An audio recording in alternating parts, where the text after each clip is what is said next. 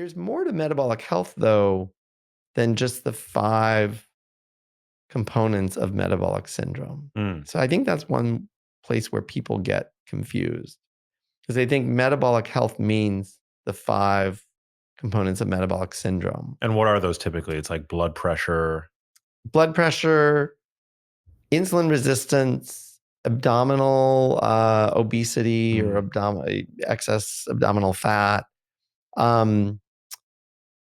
low HDL, and high triglycerides.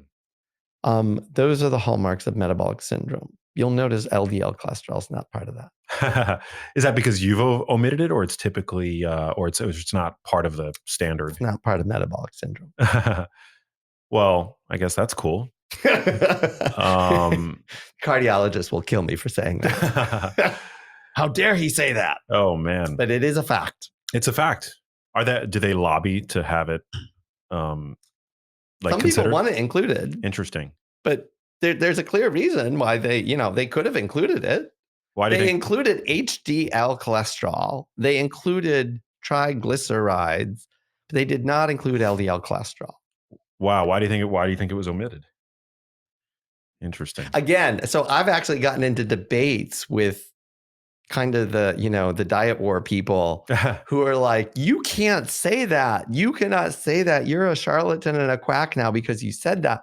Like, well, it is a fact. Like, look at the criteria for metabolic syndrome. LDL cholesterol is not part of it. Well, that's because everybody knew LDL cholesterol was absolutely 100% part of it. I'm like, well, that doesn't really make sense.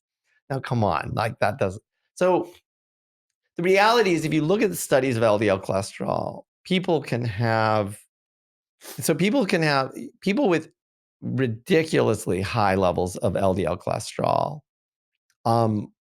definitely have higher rates of cardiovascular disease on average. So there's a thing called familial hypercholesterolemia, where they have sky high rates of LDL cholesterol. And on average, those people do have much higher rates of heart attacks and strokes. But if you look at the general population and the normal ranges of LDL cholesterol, it's actually not quite as significant of a risk factor as most people think it is. The reason people are so hyper-focused on it as a risk factor is because there's a pharmaceutical for it. Right, statins. They're statins. Among other drugs. And those companies have something to sell. We don't really have all that effective treatments for triglycerides. The treatments that we have for HDL cholesterol have been total busts. Right.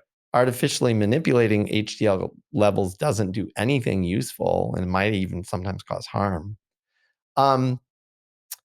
We have pills for diabetes, but we don't have pills for abdominal obesity or abdominal, fat. So yeah.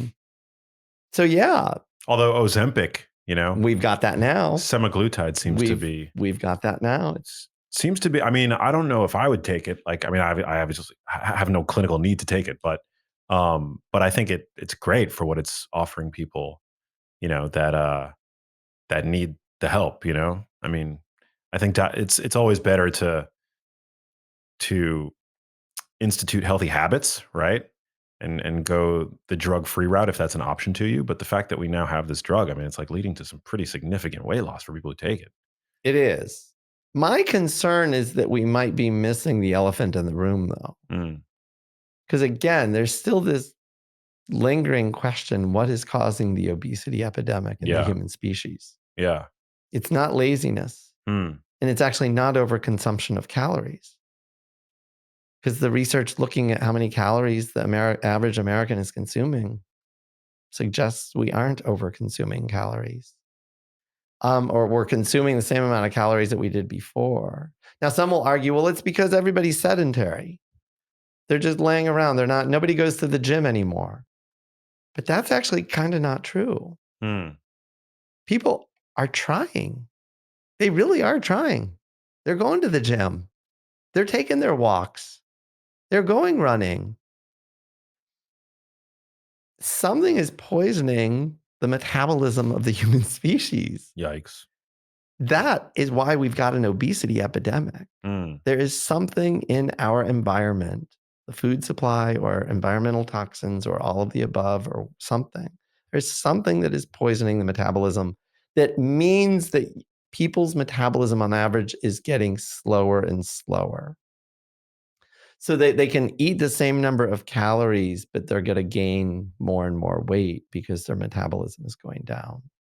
That is the only logical conclusion.